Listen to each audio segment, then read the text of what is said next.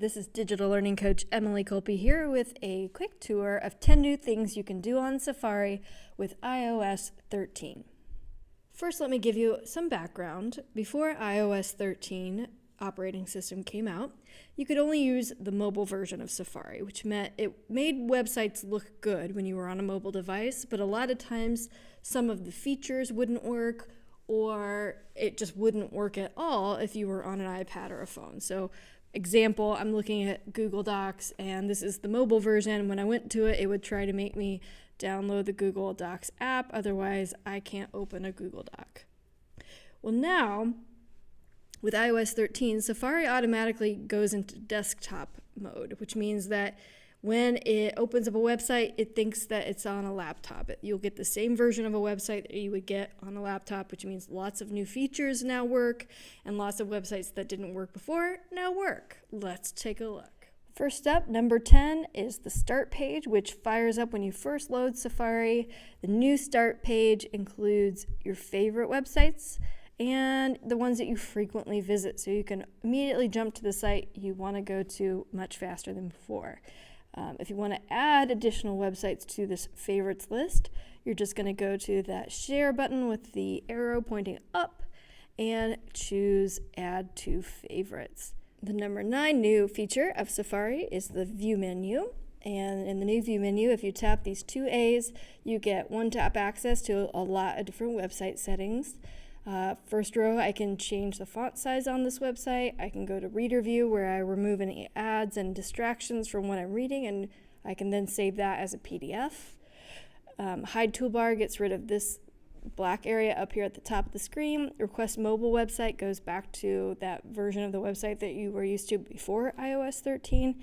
And website settings allows me to give access to the microphone and camera to specific websites. Number 8 is a huge improvement on how Safari handles downloads on your iPad. So now, when I am on a website and I want to download an image or a file, if I push down on it, this menu comes up and I'll have the option to download a linked file. That linked file goes to an actual folder in my Files folder app called Downloads, and I can actually see the status of how long it's taking to download up here in this down arrow in the upper menu. And I can see when it's downloaded. I can actually open it up right from there. I can also drag and drop that file onto an email. New feature number 7 is one of my favorites, is we now have full access to Google image search, which means all those advanced features that were hiding in the mobile version are now back. So when I go up here into my Google image search, I search for a tree. If I tap, I now have this button called Tools, and when I tap Tools, it opens up this series of menu choices. I can search for images of a certain size and filter by that. I can choose color scheme, so let's say I needed a black and white picture, I can narrow it by that. For usage rights, I can pick ones that are labeled for non-commercial reuse, which means I've already been given permission to use them in my project. I can go to type and say I wanted to find a GIF specifically. I can narrow it down to that. And if I wanted something that's been uploaded in, say, the last week, I could narrow it down by that under time. So this is a big deal for those of you who are searching. You now have much better ability to filter your results in Google image search. Number 6 improvement on Safari is that Google Drawings now works. You can create interactive diagrams and charts and images on this really cool website called Google Drawings. It lets you drag and drop boxes and text, and you can share it with other people, and multiple people can work on the drawing. And you can also embed that drawing into a docs or a slides or a sheets. The problem was with the mobile version, you actually couldn't do any of the interactive features. You couldn't edit the text, and you couldn't drag and drop, and that made it basically unusable. But now with desktop mode in Safari, you can use Google Drawings on your iPad. Number 5 improvement is Google Forms. So before iOS 13, you could take a Google Forms survey on your iPad, but you couldn't create or edit one. Now with new desktop mode in Safari, you can create and edit Google Forms to your heart's delight. Number 4 improvement is Google Sites. You guessed it. Before iOS 13, you couldn't actually create or edit a website using Google Sites, you could only view a finished product, but with iOS 13 desktop mode, you can create and edit your own Google site. Number 3 is a biggie, guys. Google Docs. You can now edit Google Docs, Google Slides, and Google Sheets from Safari.